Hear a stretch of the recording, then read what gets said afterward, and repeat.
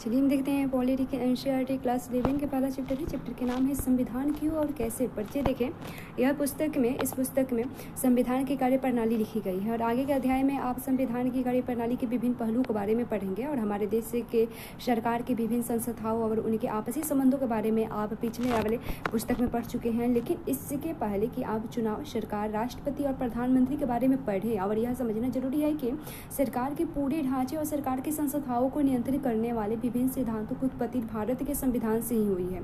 और इस अध्याय के अध्ययन से आपको निम्न बातों का भी ज्ञान होगा। संविधान किसे कहते हैं, संविधान समाज को क्या करता है और संविधान समाज में शक्ति का बंटवारा कैसे करता है और भारत का संविधान कैसे बनाया गया है। देखते हैं हमें संविधान की आवश्यकता क्यों है, तो संविधान क्या है और इसके कार्य क्या है, समाज के लिए इसकी क्या भूमिका है और हमारे दैनिक जीवन में संविधान के क्या संबंध है। और इस प्रश्नों के उत्तर उतने कठिन नहीं है जितना आप सोचते हैं। देखते हैं संविधान तालमेल बढ़ाता है और भरोसा दिलाता है। कल्पना करें कि आप एक बड़े समूह के सदस्य हैं और यह भी कल्पना करें कि उस समूह की कुछ विशेषताएं हैं। मसलन उस समूह के सदस्य एक दूसरे से अनेक तरह के भिन्न हैं और उनकी अलग अलग धार्मिक निष्ठाएं हैं। उनमें कुछ हिंदू हैं तो कुछ मुसलमान, कुछ ईसाई हैं और कुछ ऐसे हैं जो किसी भी धर्म को नहीं मानते। वे और आधारों पर भी भिन्न हैं, वे अलग अलग व्यवसाय करते हैं, उनकी विभिन्न योग्यताएं हैं, अलग अलग शौक है उनकी और वो सिनेमा से लेकर किताबों तक उनकी पसंद अलग है। और उनमें कुछ धनी लोग तो कुछ गरीब लोग हैं, कुछ लोग बूढ़े हैं तो कुछ जवान भी है। कल्पना करें कि ऐसे समूह के सदस्यों में जीवन के विभिन्न पहलुओं को लेकर विवाद है, जैसे किसी व्यक्ति को कितनी संपत्ति रखने की इजाज़त होनी चाहिए और क्या सभी बच्चों को स्कूल भेजना अनिवार्य है या माता पिता को इसका निर्णय लेना चाहिए। इस समूह को अपनी सुरक्षा के लिए कितना खर्च करना चाहिए या इससे की जगह उसे बहुत सारे पार्क बनवाना चाहिए या इस समूह को अपने ही कुछ सदस्यों के विरुद्ध भेदभाव करने देना चाहिए या भिन्न भिन्न लोग इनमें से प्रत्येक प्रश्न का अलग अलग उत्तर देंगे। लेकिन अपनी इन भिन्नताओं के बावजूद भी इस समूह को एक साथ रहना है। सदस्य अनेक रूप से एक दूसरे पर आश्रित हैं और उन्हें एक दूसरे से सहयोग की जरूरत है। इस समूह को शांतिपूर्वक एक साथ रहने के लिए क्या चाहिए, लेकिन इस समूह को लोग एक साथ रह सकते हैं यदि वे कुछ बुनियादी नियमों के बारे में सहमत हो। तो इस समूह को ऐसे नियम क्यों चाहिए, कल्पना करें कि ऐसे बुनियादी नियमों के अभाव में क्या होगा और प्रत्येक सदस्य अपने को असुरक्षित महसूस करेंगे क्योंकि यह उसे मालूम नहीं होगा कि इस समूह के सदस्य एक दूसरे के साथ कैसे बर्ताव करेंगे और किसका किस चीज़ पर अधिकार है। किसी भी समूह को सार्वजनिक रूप से मान्यता प्राप्त कुछ बुनियादी नियमों की आवश्यकता होती है जिसे समूह के सभी सदस्य जानते हों और ताकि आपस में एक न्यूनतम समन्वय बना रहे। लेकिन ये नियम केवल पता ही नहीं होना चाहिए वरन उन्हें लागू भी किया जाना चाहिए। यदि नागरिकों को यह विश्वास न हो कि दूसरे नागरिक भी उन नियमों का पालन करेंगे तो उनके पास भी उन नियमों को पालन करने का कोई आधार नहीं होगा। लेकिन जब यह कहा जाता है कि उन नियमों को न्यायालय में लागू किया जाएगा तो इससे सभी को विश्वास हो जाता है और सभी लोग इन नियमों का पालन करने लगते हैं क्योंकि ऐसा करने पर उन्हें दंड दिया जाएगा अगर वो पालन नहीं करेंगे। तो संविधान का पहला काम यह है कि वह बुनियादी नियमों का एक ऐसा समूह उपलब्ध कराए जिससे समाज के सदस्यों में एक न्यूनतम समन्वय और विश्वास बना रहे। उसके बाद देखते हैं निर्णय निर्माण शक्ति की विशेषताएं। देखते हैं संविधान कुछ ऐसे बुनियादी सिद्धांतों का समूह है जिसके आधार पर राज्य का निर्माण और शासन होता है। और लेकिन ये बुनियादी नियम क्या हो और ऐसी कौन सी बात है जो उन्हें बुनियादी बना देती है। पर हाँ, सबसे पहले आपको यह तय करना पड़ेगा कि जिन नियमों के आधार पर समाज का शासन होता है उन्हें बनाएगा कौन। आपको क नियम बनाने की इच्छा है लेकिन दूसरे को ख नियम बनाने की इच्छा है। फिर यह कैसे तय किया जाएगा कि इसकी इच्छा वाले नियमों से हम पर शासन हो, किसकी इच्छा वाले नियमों पर हम पर शासन हो। और जिन नियमों के अंतर्गत आप सभी को रखना चाहते हैं वे सबको सर्वश्रेष्ठ लग सकते हैं लेकिन दूसरे लोगों को लगता है कि उनके द्वारा सुझाए गए नियम सर्वश्रेष्ठ हैं। इन विवादों को कैसे सुलझाया जाएगा। अतः यह निर्णय करने से पहले कि हमारे समूह को किन नियमों से शासित होना चाहिए हमें वास्तव में यह तय करना पड़ेगा कि उन नियमों को बनाएगा कौन। संविधान ही इस प्रश्न का भी उत्तर देगा। वह समाज में शक्ति के मूल वितरण को स्पष्ट करता है। संविधान यह तय करता है कि कानून कौन बनाएगा। इस प्रश्न का उत्तर सैद्धांतिक रूप में कई प्रकार के दिए जा सकते हैं। राजतंत्र में कानून का निर्माण राजा करता है जबकि कुछ संविधान जैसे पुराने सोवियत संघ के संविधान में निर्णय करने का अधिकार केवल एक पार्टी को ही दिया गया था। लेकिन लोकतांत्रिक संविधानों में निर्णय मोटे तौर पर जनता लेती है। लेकिन यह विषय इतना सरल नहीं है। यदि यह मान लिया जाए कि जनता निर्णय लेती है तब भी भी यह प्रश्न अनुरत रह जाता है और जनता निर्णय कैसे लेती है।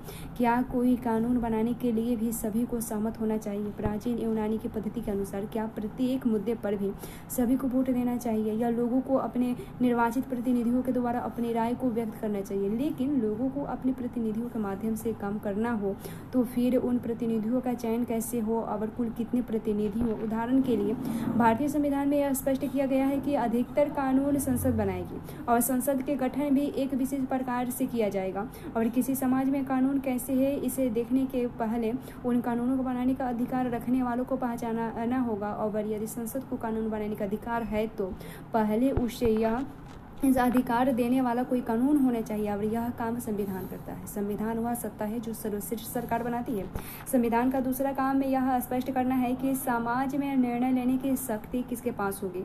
संविधान यह भी तय करता है कि सरकार कैसे निर्णय निर्मित होगी और सरकार की शक्तियों पर सीमाएं देखें। तो मान लीजिए कि आपने यह तय कर लिया कि निर्णय कौन करेगा, किंतु जब उस सत्ता ने कानून बनाए तब आपको लगा कि वे कानून पूर्णतः अनुचित है। उदाहरण के लिए उसने आपको अपने धर्म का पालन करने से रोक दिया या उसने यह निर्णय दिया कि किसी खास किस्म के रंग वाले वस्त्र नहीं पहना जा सकता या आप कुछ विशेष गीत गाने को स्वतंत्र नहीं है या किसी विशेष समूह यानी धर्म जाति के लोगों को सदैव दूसरों को सेवा करनी पड़ेगी या उन्हें किसी प्रकार की संपत्ति रखने का अधिकार नहीं है या सरकार किसी को भी मनमाने तरीके से गिरफ्तार कर सकती है। किसी एक खास रंग वाले लोगों को ही कुएं में पानी भरने की इजाजत दी जा सकती है। स्वाभाविक है कि आपको यह कानून अनुचित और अन्यायपूर्ण लगेगा। यद्यपि ये सभी कानून उस सरकार द्वारा बनाए गए हैं जो एक विशेष प्रक्रिया का पालन करके बनी थी, लेकिन सरकार द्वारा ऐसे कानूनों को बनाने के पीछे कोई जरूर अन्यायपूर्ण बात रही होगी। और अतः संविधान का तीसरा यह काम है कि वह सरकार द्वारा अपने नागरिकों पर लागू किए जाने वाले कानूनों पर कुछ सीमाएं लगाएं और ये सीमाएं इस रूप में मौलिक होती है और सरकार कभी उसका उल्लंघन नहीं कर सकती। संविधान सरकार की शक्तियों की कई तरह से सीमित करता है और सरकार की शक्तियों के सीमित करने का सबसे सरल तरीका यह है कि नागरिकों के रूप में हमारे मौलिक अधिकार को स्पष्ट कर दिया जाए और कोई भी सरकार कभी भी इनका उल्लंघन न कर सके। इन अधिकारों का वास्तविक स्वरूप और व्याख्या भिन्न भिन्न संविधानों में बदलती रहती है, लेकिन अधिकतर संविधानों में कुछ विशेष मौलिक अधिकार सदैव पाए जाते हैं। नागरिकों को मनमाने ढंग से बिना किसी कारण से गिरफ्तार करने के विरुद्ध सुरक्षा प्राप्त है। यह सरकार की शक्तियों के ऊपर एक मूलभूत सीमा है और नागरिकों को सामान्यतः मौलिक स्वतंत्रता का अधिकार है, जैसे भाषण की स्वतंत्रता, अंतरात्मा की आवाज पर काम करने की स्वतंत्रता, संगठन बनाने की स्वतंत्रता। व्यवहार में इन अधिकारों की राष्ट्रीय आपातकाल में सीमित किया जा सकता है और संविधान उन परिस्थितियों का उल्लंघन भी करता है और जिनमें इन अधिकारों को वापस लिया जा सकता है। उसके बाद समाज की आकांक्षाएं और लक्ष्य देखें।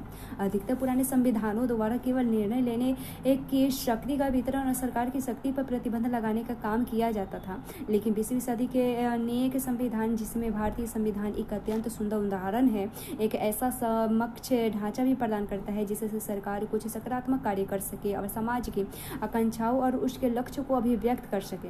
भारतीय संविधान ने इस संबंध में कुछ नए प्रयोग किए हैं।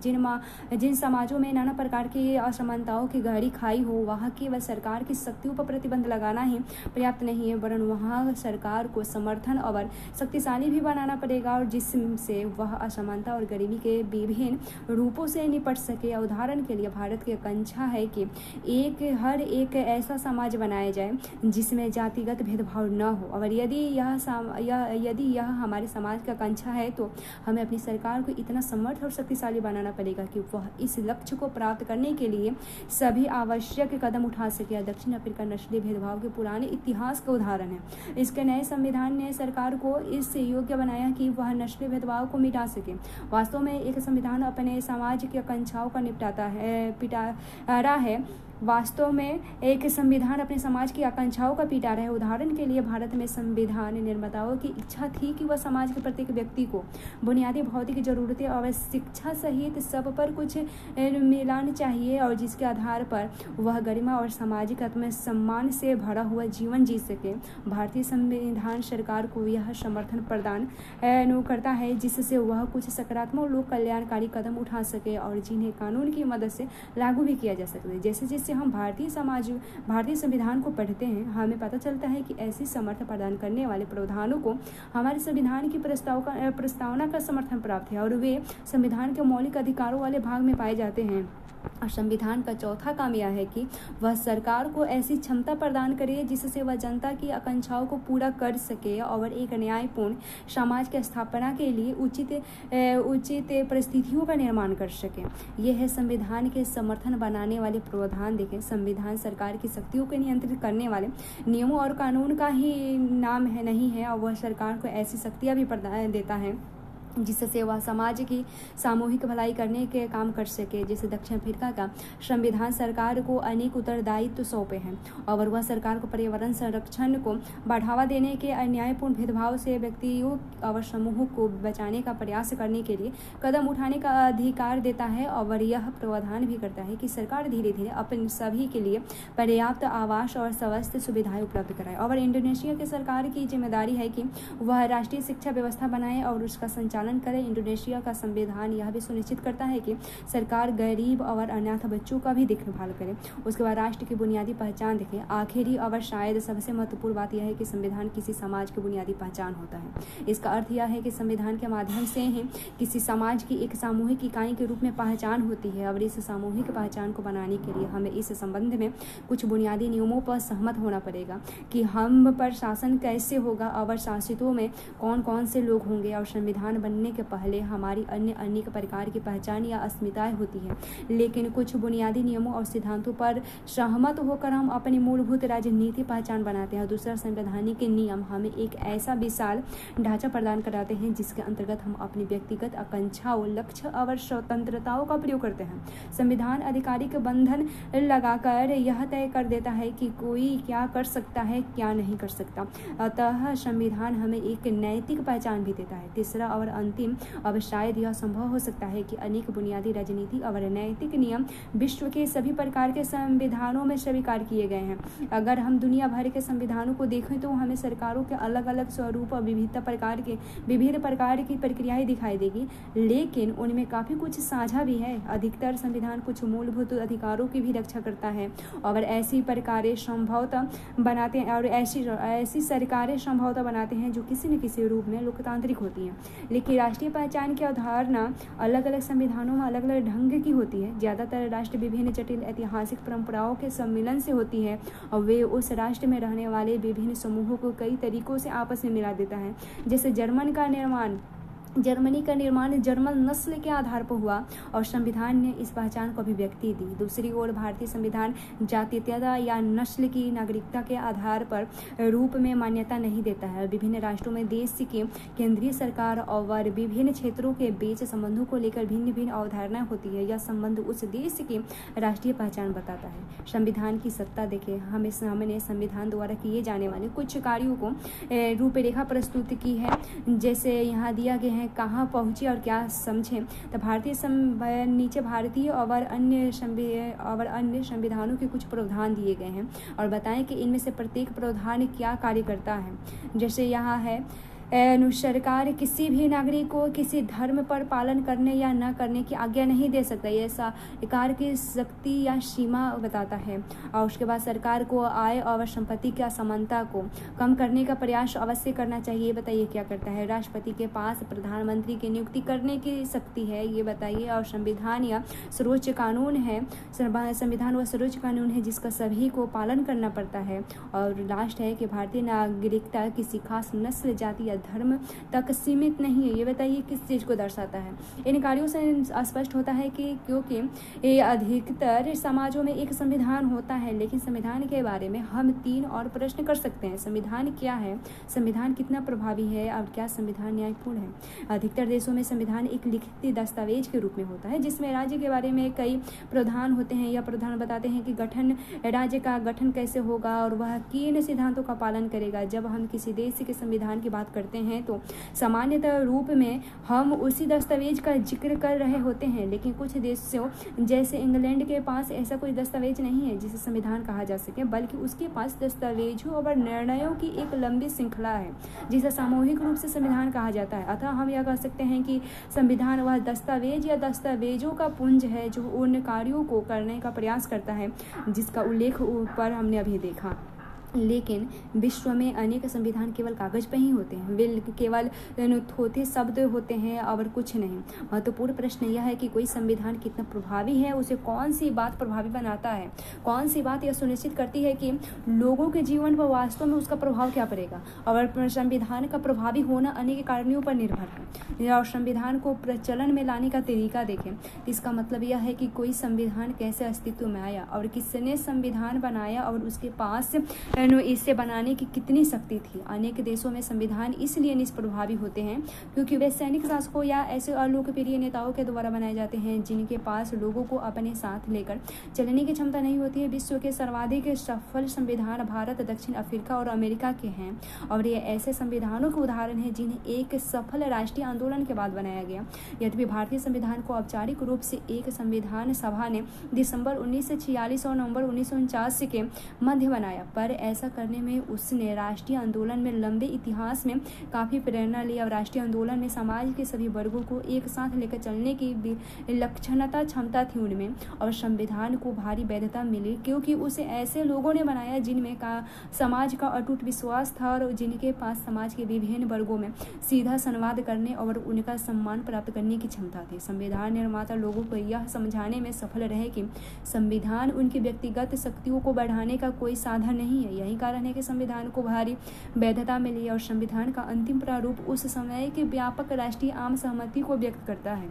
उसके बाद कुछ देशों ने अपने संविधान पर पूर्ण जनमत संग्रह कराया और जिनमें सभी लोग अपनाने जा रहे संविधान के पक्ष या विपक्ष में राय देते हैं। और भारतीय संविधान पर ऐसा कोई जनमत संग्रह नहीं हुआ है, लेकिन इससे लोगों की ओर से प्रबल शक्ति पर प्राप्त थी क्योंकि यह बहुत ही लोकप्रिय नेताओं की सहमति और समर्थन पर आधारित थी और लोगों ने उसके प्रावधानों पर अमल करके उसे अपना लिया। और अतः संविधान बनाने वालों का प्रभाव भी एक हद तक संविधान की सफलता की संभावना सुनिश्चित करता है। संविधान की एक मौलिक प्रावधान देखें। एक सफल संविधान की यह विशेषता है कि वह प्रत्येक व्यक्ति को संविधान के प्रावधान का आदर करने का कोई एक कारण अवश्य देता है। और उदाहरण के लिए जिस संविधान में बहुसंख्यकों को समाज के अल्पसंख्यक समूहों का उत्पीड़न करने की अनुमति दी गई है, वहाँ अल्पसंख्यकों के पास कोई कारण नहीं होगा कि वे संविधान के प्रावधानों का आदर करे और कोई संविधान अन्य लोगों को तुलना में कुछ लोगों की ज़्यादा सुविधाएं देता है या सुनियोजित ढंग से समाज के छोटे छोटे समूहों की शक्ति को और मजबूत करता है, तो उससे जनता की निष्ठा मिलनी बंद हो जाएगी। यदि कोई समूह या यह महसूस करे कि उसकी पहचान को दबाया जा रहा है, तो उसके पास संविधान को मानने का कोई कारण नहीं होगा। कोई भी संविधान खुद से न्याय के आदर्श स्वरूप की यह स्थापना नहीं करता, लेकिन उसे लोगों की विश्वास दिलाना पड़ता है कि वह बुनियादी न्याय को प्राप्त करने के लिए ढांचा उपलब्ध कराता है। और आप इस विचार को प्रयोग में लाएं और स्वयं में अपने से यह प्रश्न पूछें कि समाज के कुछ बुनियादी नियमों में ऐसी कौन सी चीज होनी चाहिए जिसमें सभी लोगों को यह मानने का एक कारण मिल सके। कोई संविधान अपने सभी नागरिकों को स्वतंत्रता और समानता की जिक्र अधिक सुरक्षा करता है और उसकी सफलता की संभावना उतनी ही बढ़ जाती है। और मोटे तौर पर कहें तो क्या भारतीय संविधान प्रत्येक नागरिक को एक ऐसा कारण देता है जिससे वह उसकी सामान्य रूपरेखा का समर्थन कर सके। इस पुस्तक को पढ़ने के बाद आप इस प्रश्न का हाँ में उत्तर देने की स्थिति में हो जाएंगे। और उसके बाद नेपाल के संविधान निर्माण का विवाद देखें। संविधान बनाना कोई आसान और सुगम काम नहीं है। नेपाल संविधान बनाने की एक जटिल प्रक्रिया का उदाहरण है। 1948 के बाद नेपाल ने 5 संविधान बना चुके हैं। 1948 में, 1951, 1959, 1962 और 1990 में। लेकिन ये सभी संविधान नेपाल नरेश द्वारा प्रदान किए गए। 1990 में संविधान द्वारा बहुत बहुदलीय लोकप्रिय की शुरुआत की गई, पर अनेक देशों ने नरेश के पास अंतिम शक्तियां बनी रही और पिछले वर्षों में नेपाल ने सरकार और राजनीति की पुनर्संरचना के लिए कुछ साल पहले संरचना के लिए सशस्त्र राजनीतिक आंदोलन चला रहा था और उस समय प्रमुख मुद्दा यही था कि संविधान में राजा की भूमिका क्या होनी चाहिए। नेपाल के कुछ समूह राजतंत्र नामक संस्था को ही खत्म करने और गणतांत्रिक सरकार की स्थापना के पक्ष में थे। कुछ लोगों का मानना था कि राजा की सीमित भूमिका के साथ संवैधानिक राजतंत्र का बना रहना उपयोगी रहेगा। स्वयं राजा भी शक्तियों को छोड़ने के लिए तैयार नहीं था और राजा ने अक्टूबर 2002 में समस्त शक्तियों को अपने हाथ में ले लिया।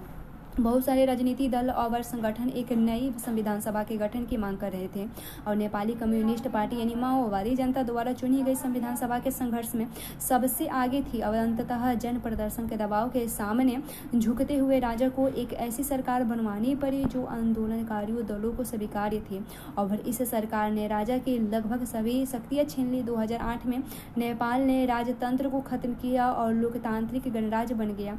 अंततः नेपाल ने 2015 में नई संविधान को बनाया। उसके बाद देखते हैं संस्थाओं की संतुलित रूपरेखा। देखें, संविधान को जनता नहीं प्राय एक छोटा समूह ही नष्ट कर देता है क्योंकि वह अपनी शक्तियां बढ़ाना चाहता है। ढंग से बनाने वाले संविधान में शक्तियों को इस प्रकार बांटा दिया जाता है कि जिससे कोई एक समूह संविधान को नष्ट न कर सके। संविधान की रूपरेखा बनाने की एक कारगर विधि यह सुनिश्चित करना है कि किसी एक संस्था का सारी शक्तियों का एक अधिकार न हो। ऐसा करने के लिए शक्तियों को कई संस्थाओं में बांट दिया जाता है। उदाहरण के लिए भारतीय संविधान शक्तियों को एक ऐसा समान धरातल पर विधायिका, कार्यपालिका और न्यायपालिका जैसी संस्थाओं और स्वतंत्र संवैधानिक निकाय जैसे निर्वाचित आयोग आदि में बांट देता है। इससे यह सुनिश्चित हो जाता है कि यदि कोई एक साथ संस्था संविधान को नष्ट करना चाहे तो अन्य दूसरी संस्थाएं उसके अतिक्रमण को नियंत्रित कर लेगी। अवरोध और संतुलन के कुशल प्रयोग ने भारतीय संविधान की सफलता सुनिश्चित की है। संस्थाओं की रूपरेखा बनाने में इस बात का भी ध्यान रखा जाता है कि उसमें बाध्यकारी मूल्य, नियम और प्रक्रियाओं के साथ अपनी कार्य प्रणाली में लचीलापन का संतुलन होना चाहिए जिससे वह बदलती आवश्यकताओं और परिस्थितियों के अनुकूल अपने को ढाल सके। ज़्यादा कठोर संविधान परिवर्तन के दबाव में नष्ट हो जाते हैं और दूसरी ओर यदि संविधान अत्यधिक लचीला हो तो वह समाज को सुरक्षा और पहचान न दे सकेगा। सफल संविधान प्रमुख मूल्यों की रक्षा करने और नई परिस्थितियों के अनुसार स्वयं को ढालने की एक संतुलन रखते हैं और आप भारतीय संविधान निर्माताओं की समझदारी को नवे अध्याय यानी संविधान एक जीवंत दस्तावेज में महसूस करेंगे जिसमें भारतीय संविधान को एक जीवंत दस्तावेज की संज्ञा दी गई है और अपने प्रावधानों में यह परिवर्तन की संभावना और एक हद तक ठोस रूप से संतुलन बैठाकर संविधान सुनिश्चित करता है कि वह दीर्घ आयु होगा और जनता का आदर प्राप्त करेगा। और इस व्यवस्था से यह भी सुनिश्चित हो जाता है कि कोई भी वर्ग या समूह अपने बलबूते संविधान को नष्ट नहीं कर सकता और अतः यह पता लगाने के लिए कि क्या किसी संविधान की सत्ता मान्य है, आप अपने से 3 प्रश्न पूछ सकते हैं। जैसे, क्या जिन लोगों ने संविधान बनाए वे विश्वसनीय थे? और इन प्रश्नों का उत्तर इसी अध्याय में आपको मिलेगी। और क्या दूसरी है कि क्या संविधान ने सुनिश्चित किया था कि सूझबूझ के साथ शक्तियों को इस प्रकार सुसंगठित किया जाए और किसी एक समूह के लिए संविधान नष्ट करना आसान न हो। अब सबसे अधिक महत्वपूर्ण बात यह है कि क्या संविधान सबको कुछ ऐसा कारण देता है कि वे संविधान का पालन करें। इस पुस्तक के अधिकतर हिस्से में इसी प्रकार का प्रश्न का उत्तर दिया गया है। और उसके बाद क्या संविधान लोगों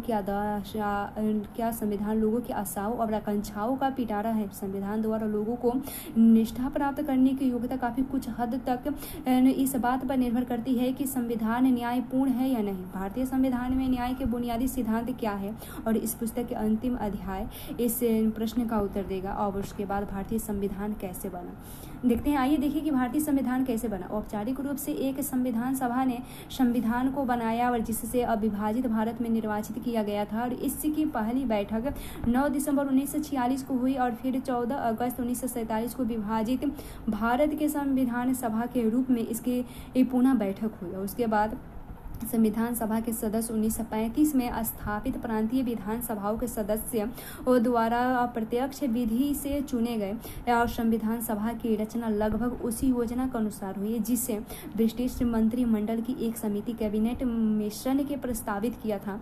और इस योजना के अनुसार प्रत्येक प्रांत देशी रियासत या रियासतों के समूह को उनकी जनसंख्या के अनुपात में सीटें दी गई और मोटे तौर पर 10 लाख की जनसंख्या पर एक सीट का अनुपात रखा गया।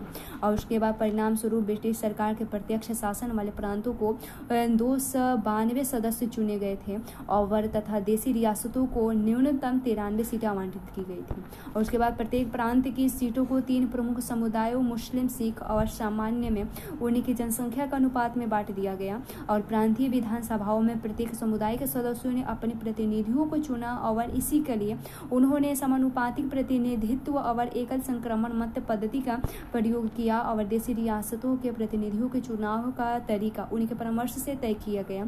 अध्याय के पिछले भाग में उन 3 कारकों पर प्रकाश डाला गया है जो संविधान को प्रभावी और सम्मान के योग्य बनाते हैं। भारतीय संविधान की इस परीक्षा के किस हद तक कायम होता है। अधिक जानकारी के लिए वेबसाइट दिया गया है, देख सकते हैं। और अपने राजनीतिक लोकतंत्र को हमें सामाजिक लोकतंत्र का रूप भी देना चाहिए। और राजनीतिक लोकतंत्र तब तक अस्थायी नहीं रह सकता जब तक कि उसका आधार सामाजिक लोकतंत्र न हो। सामाजिक लोकतंत्र का अर्थ है कि इसका अर्थ जीवन के उस मार्ग से है जो स्वतंत्र, समता और बंधुता को जीवन के सिद्धांतों के रूप में स्वीकार करता है। स्वतंत्रता, समता और बंधुता के सिद्धांतों को इन तीनों के एक संयुक्त रूप से पृथक पृथक रूपों में नहीं समझना चाहिए। ये तीनों मिलकर एक ऐसा संयुक्त रूप बनाते हैं कि इनमें से एक को दूसरे से अलग करना लोकतंत्र के मूल प्रयोजन को उन्हें विफल कर देगा। और स्वतंत्रता और समता से अलग नहीं किया जा सकता, क्योंकि समता और स्वतंत्रता से अलग नहीं किया जा सकता। और न ही स्वतंत्रता और समता को बंधुता से अलग किया जा सकता है। समता विहीन स्वतंत्रता कुछ व्यक्तियों के अनेक व्यक्तियों पर प्रभुता को जन्म देगी और स्वतंत्रता विहीन समता व्यक्तिगत पहल को नष्ट कर देगी। और बंधुता के बिना स्वतंत्रता और समता अपना स्वाभाविक मार्ग ग्रहण नहीं कर सकेगी। उसके बाद देखें संविधान सभा का स्वरूप देखें। 3 जून 1947 की योजना के अनुसार विभाजन के बाद वे सभी प्रतिनिधि संविधान सभा के सदस्य नहीं रहे जो पाकिस्तान के क्षेत्र से चुनकर आए थे। और संविधान सभा के वास्तविक सदस्य की संख्या घटकर 299 रह गई और इसमें से 26 नवंबर 1949 को कुल 284 सदस्य उपस्थित थे। उन्होंने ही अंतिम रूप से पारित संविधान पर अपने हस्ताक्षर किए और इस प्रकार इस उपमहाद्वीप के विभाजन से उपजी विभीषिका और हिंसा के बीच संविधान निर्माण का काम हुआ। लेकिन संविधान निर्माताओं के धैर्य की प्रशंसा करनी पड़ेगी कि उन्होंने न केवल अत्यधिक दबाव में एक संविधान बनाया बल्कि विभाजन के कारण हुई अकल्पनीय हिंसा से सही सबक भी लिया। भारत के संविधान से नागरिकता की एक नई अवधारणा प्रस्तुत की। इसके अंतर्गत अल्पसंख्यक न केवल सुरक्षित होंगे बल्कि धार्मिक पहचान का नागरिक अधिकारों पर भी कोई प्रभाव नहीं पड़ेगा। लेकिन संविधान सभा के गठन का यह विवरण केवल सतही तौर पर ही हमें बताता है कि संविधान वास्तव में बना कैसे। यद्यपि हमारी संविधान सभा के सदस्य सार्वभौमिक वैश्विक मताधिकार के आधार पर नहीं चुने गए थे और उससे ज्यादा प्रतिनिधि परक बनाने का गंभीर प्रयास किया गया और सभी धर्मों के सदस्यों को ऊपर बताई गई विधि से प्रतिनिधित्व दिया गया। और इसके अतिरिक्त संविधान सभा में अनुसूचित जातियों के 28 सदस्य थे। और जहां तक राजनीतिक दलों का सवाल है, विभाजन के बाद संविधान सभा में कांग्रेस का वर्चस्व था और उससे 82% सीटें प्राप्त थी। लेकिन कांग्रेस स्वयं विविधताओं से भरी हुई एक ऐसी पार्टी थी जिसमें लगभग सभी विचारधाराओं की नुमाइंदगी थी। उसके बाद संविधान सभा के कामकाज की शैली देखें।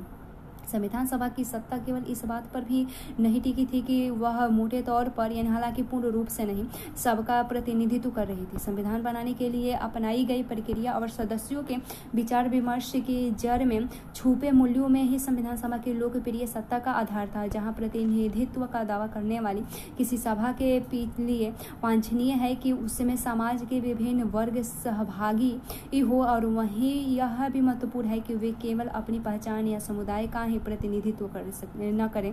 और संविधान सभा के सदस्यों ने पूरे देश के हित को ध्यान में रखकर विचार विमर्श किया। सदस्य में प्राय मतभेद हो जाते थे, लेकिन सदस्यों द्वारा अपने हितों को आधार पर बनाकर शायद ही कोई मतभेद हुआ हो, और ये मतभेद वास्तव में वैध सैद्धांतिक आधार पर थे। हालांकि संविधान सभा में अनेक मतभेद थे। भारत में शासन प्रणाली केंद्रीकृत होनी चाहिए या विकेंद्रीकृत, राज्यों के बीच कैसे संबंध होने चाहिए, और न्यायपालिका की क्या शक्तियां होनी चाहिए, और क्या संविधान को संपत्ति के अधिकारों की रक्षा करनी चाहिए। लगभग उन सभी विषयों पर गहराई से चर्चा हुई जो आधुनिक राज्य की बुनियाद है। और संविधान का केवल एक ही प्रावधान ऐसा है जो लगभग बिना किसी वाद विवाद के पास हो गया। यह प्रावधान सार्वभौमिक मताधिकार का है, जिसका अर्थ है कि धर्म, जाति, शिक्षा, लिंग और आय के आधार पर भेदभाव के बिना सभी नागरिकों को एक निश्चित आयु प्राप्त करने और वोट देने का अधिकार होगा। सदस्यों ने इस वाद विवाद आवश्यक नहीं माना कि किसी वोट देने का अधिकार होना चाहिए, लेकिन इसके अतिरिक्त प्रत्येक विषय पर गंभीर विचार विमर्श और वाद विवाद हुए। इस सभा के लोकतांत्रिक मूल्यों के प्रति निष्ठा का इससे बढ़िया व्यवहारिक रूप कुछ और नहीं हो सकता। और संविधान सभा को असली ताकत इस बात से मिल रही थी कि वह सार्वजनिक हित का काम कर रही है। और इसके सदस्यों ने चर्चा और तर्कपूर्ण बहसों पर काफी जोर दिया। उन्होंने सिर्फ अपने हितों की बात नहीं की, बल्कि अपनी सोच और फैसले के पक्ष में अन्य सदस्यों को सैद्धांतिक कारण दिए, और अपनी सोच के पक्ष में दूसरों से तर्कपूर्ण संवाद स्वार्थ या संकीर्णता से ऊपर उठा देता है। और संविधान सभा में हुई चर्चा कई मोटे तौर पर खंडों में प्रकाशित हुई, और हर अनुच्छेद को लेकर जैसी विस्तृत और बारीकी से बातचीत हुई, और वह सार्वजनिक विवेक की भावना को सबसे प्रमाणित ढंग से सामने लाती है। और ये बहसें भी फ्रांसीसी और अमेरिकी क्रांति के तहत संविधान निर्माण के इतिहास के सबसे महत्वपूर्ण और यादगार अध्यायों में से है। कार्यविधि देखें, संविधान सभा की सामान्य कार्यविधि भी सार्वजनिक विवेक का महत्व स्पष्ट दिखाई देता था, और विभिन्न मुद्दे के लिए संविधान सभा की 8 मुख्य कमेटियां थी। आमतौर पर जवाहरलाल नेहरू, राजेंद्र प्रसाद, सरदार पटेल या BR अम्बेडकर इन कमेटियों की अध्यक्षता करते थे। ये ऐसे लोग थे जिनके विचार हर बात पर एक दूसरे के समान नहीं थे। अम्बेडकर तो कांग्रेस और गांधी के बड़े आलोचक थे, और उन पर अनुसूचित जातियों के उत्थान के लिए पर्याप्त काम न करने का आरोप लगाते थे। और पटेल और नेहरू बहुत से मुद्दे पर एक दूसरे से असहमत थे, फिर भी सबने एक साथ मिलकर काम किया। प्रत्येक कमेटी ने आमतौर पर संविधान के कुछ प्रावधानों का प्रारूप तैयार किया, जिन पर बाद में पूरी संविधान सभा में चर्चा की गई। आमतौर पर यह प्रयास किया गया कि फैसले आम राय में हो, और कोई भी प्रावधान किसी खास हित समूह के पक्ष में न हो। और कई प्रावधानों पर निर्णय मत विभाजन करके भी लिया गया, और ऐसे अवसरों पर भी हर सरोकार का ध्यान रखा गया, और हर तर्क और शंका का समाधान बहुत ही सावधानी से किया गया, और लिखित रूप में उनका जवाब दिया गया। तो 2 वर्ष और 11 महीने की अवधि में संविधान सभा की बैठक 166 दिनों तक चली, और इसके सत्र अखबारों और आम लोगों के लिए खुले हुए।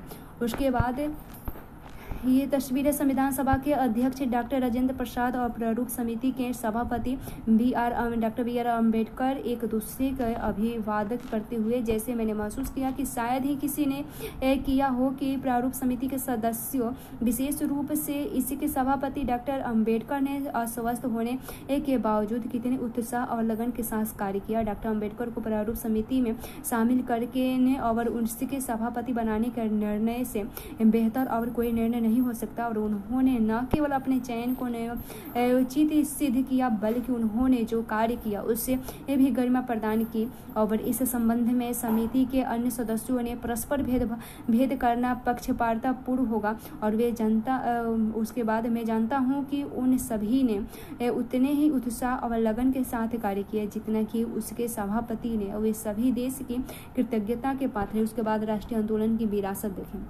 लेकिन कोई भी संविधान केवल अपनी संविधान सभा के बूते नहीं बनता, और भारत की संविधान सभा इतनी विविधतापूर्ण थी कि वह सामान्य ढंग से काम नहीं कर सकती थी, और यदि उसके बीच उन सिद्धांतों पर आम सहमति न होती जिन्हें संविधान में रखा जाना था।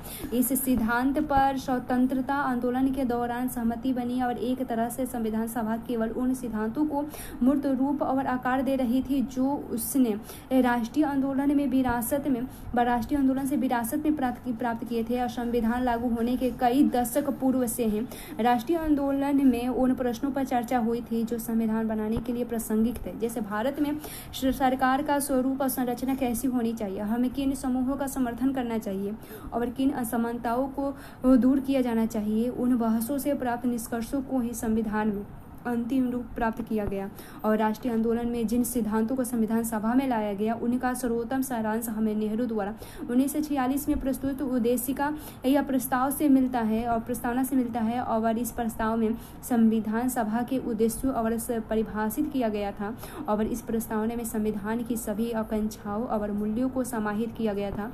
पिछले भाग में जिस संविधान का मौलिक प्रावधान कहा गया था वह वास्तव में उद्देश्य प्रस्ताव में समाहित मूल्यों से प्रेरित और उनका सारांश है, और इसी प्रस्ताव के आधार पर हमें संविधान में समानता, स्वतंत्रता, लोकतंत्र, संप्रभुता और एक सार्वजनीन पहचान जैसी बुनियादी प्रतिबद्धताओं को संस्थागत स्वरूप दिया गया। अतः हमारा संविधान केवल नियमों और प्रक्रियाओं के भूल भुलैया नहीं है, और बल्कि यह एक ऐसा सरकार बनाने की नैतिक प्रतिबद्धता है जो राष्ट्रीय आंदोलन में लोगों को दिए गए आश्वासनों को पूरा करेगी।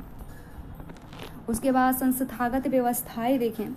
संस्थागत व्यवस्थाएं में देखें, संविधान को प्रभावी बनाने का तीसरा कारक यह है कि सरकार की सभी संस्थाओं को संतुलित ढंग से व्यवस्थित किया जाए। मूल्य सिद्धांत यह रखा गया है कि सरकार लोकतांत्रिक रहे और जन कल्याण के लिए प्रतिबद्ध हो, और संविधान सभा ने शासन के विभिन्न अंगों, विधायिका, कार्यपालिका और न्यायपालिका के बीच समुचित संतुलन स्थापित करने के लिए बहुत विचार मंथन किया, और संविधान सभा ने संसदीय शासन व्यवस्था और संघात्मक व्यवस्था को स्वीकार किया जो एक ओर विधायिका और कार्यपालिका के बीच तथा दूसरी ओर केंद्रीय सरकार और राज्य सरकार के बीच का शक्तियों का वितरण करता है।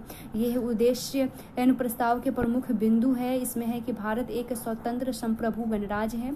भारत ब्रिटेन के अधिकार में आने वाले भारतीय क्षेत्रों, देशी रियासतों और देशी रियासतों के बाहर से ऐसे क्षेत्र जो हमारे संघ का अंग बनना चाहते हैं का एक संघ होगा, और संघ की इकाइयां स्वायत्त होगी और उन सभी शक्तियों का प्रयोग और कार्यों का संपादन करेगी जो संघीय सरकार को नहीं दी गई, और संप्रभु और स्वतंत्र भारत तथा इसके संविधान की समस्त शक्ति और सत्ता का स्रोत जनता है, और भारत में के सभी लोगों को सामाजिक, आर्थिक और राजनीतिक न्याय, कानून के समक्ष समानता, प्रतिष्ठा और अवसर की समानता तथा कानून और सार्वजनिक नैतिकता की समानता सीमाओं में रहते हुए भाषण, अभिव्यक्ति, विश्वास, धर्म, उपासना, व्यवसाय, संगठन और कार्य करने की मौलिक स्वतंत्रता की गारंटी और सुरक्षा दी जाएगी। अल्पसंख्यकों, पिछड़े और जनजातीय क्षेत्र, दलित और अन्य पिछड़े वर्गों को समुचित सुरक्षा दी जाएगी। गणराज्य की क्षेत्रीय अखंडता तथा थल, जल और आकाश में इसके संप्रभु अधिकारों की रक्षा सभ्य राष्ट्रों के कानून और न्याय के अनुसार की जाएगी, और विश्व शांति और मानव कल्याण के विकास के लिए देश स्वेच्छा पूर्वक और पूर्ण योगदान करेगा। उसके बाद शासकीय संस्थाओं की सार्वजनिक संतुलित व्यवस्था स्थापित करने में हमारा संविधान निर्माताओं में दूसरे देशों के प्रयोग और अनुभवों से कुछ सीखने में कोई संकोच नहीं किया है। इसी प्रकार हमारे संविधान निर्माताओं ने अन्य संवैधानिक परंपराओं से कुछ ग्रहण करने से भी कोई परहेज नहीं किया है, और यह उनके व्यापक ज्ञान का प्रमाण है कि उन्होंने किसी भी ऐसे बौद्धिक तर्क या ऐतिहासिक उदाहरण की ये अनदेखी नहीं की जो उनके कार्य को संपन्न करने के लिए जरूरी था। अतः उन्होंने विभिन्न देशों से अनेक प्रावधान को भी लिया, और लेकिन उन विचारों को लेना कोई नकलची मानसिकता का परिणाम नहीं था, बल्कि बात इससे बिल्कुल अलग थी। संविधान के प्रत्येक प्रावधान को इस आधार पर उचित सिद्ध करना था कि वह भारत की समस्याओं और आशाओं के अनुरूप है, और यह भारत का सौभाग्य ही था कि हमारी संविधान सभा में संकुचित दृष्टिकोण छोड़कर संपूर्ण विश्व में सर्वोत्तम चीजों का ग्रहण किया और उन्होंने अपना बना लिया। ये है, हम पूछना चाहते हैं कि विश्व इतिहास के इस पड़ाव पर बनाए गए संविधान में क्या कुछ नया भी हो सकता है। आज इस समय बनाए संविधान में यदि कुछ नया हो सकता है तो वह यह भी उसमें केवल कुछ ऐसे परिवर्तन किए जाएंगे जो कमियों को दूर करें और उसमें देश की आवश्यकताओं के अनुरूप बना सकते हैं। बी आर अम्बेडकर ने कहा था। ये है विभिन्न देशों के संविधानों के लिए दिए गए प्रावधान। ब्रिटेन के संविधान में है सर्वाधिक मत के आधार पर चुनाव में जीतने का फैसला और सरकार का संसदीय स्वरूप जो लिया गया था। कानून के शासन के विचार विधायिका में अध्यक्ष का पद और उनकी भूमिका कानून निर्माण की विधि। आयरलैंड का संविधान से लिया गया था राज्य के नीति निर्देशक तत्व। फ्रांस के संविधान से स्वतंत्रता समता और बंधुता का सिद्धांत। अमेरिका के संविधान से लिया गया था मौलिक अधिकारों की सूची और न्यायिक पूर्वावलोकन की शक्ति और न्यायपालिका की स्वतंत्रता। और कनाडा का संविधान से लिया गया था एक अर्ध संघात्मक सरकार का स्वरूप, सशक्त केंद्रीय सरकार वाली संगठनात्मक व्यवस्था और अवशिष्ट शक्तियों का सिद्धांत। निष्कर्ष देखें तो यह संविधान निर्माताओं की बुद्धिमत्ता और दूरदृष्टि का प्रमाण है कि वे देश को एक ऐसा संविधान दे सके जिसमें जनता द्वारा मान्य आधारभूत मूल्यों और सर्वोच्च आकांक्षाओं को स्थान दिया गया था। यही कारण है कि जिसकी वजह से इतनी जटिलता से बनाया संविधान न केवल अस्तित्व में है बल्कि एक जीवंत सच्चाई भी है, जबकि दुनिया के अन्य अनेक संविधान कागजी पोथे में ही दबकर रह गए हैं। और भारत का संविधान एक विलक्षण दस्तावेज है जो अन्य अनेक देशों खास तौर से दक्षिण अफ्रीका के लिए एक प्रतिमान हो गया है। और 3 वर्ष तक संविधान बनाने की प्रक्रिया का मुख्य उद्देश्य यह रहा है कि एक ऐसा संतुलित संविधान बनाया जाए जिसमें संविधान द्वारा निर्मित संस्थाएं अस्त व्यस्त या कम चलाऊ व्यवस्थाएं मात्र न हो बल्कि लोगों को आकांक्षाओं को एक लंबे समय तक संयोजित रखे। और आप पुस्तक के शेष भाग में इन व्यवस्थाओं के बारे में पढ़ेंगे।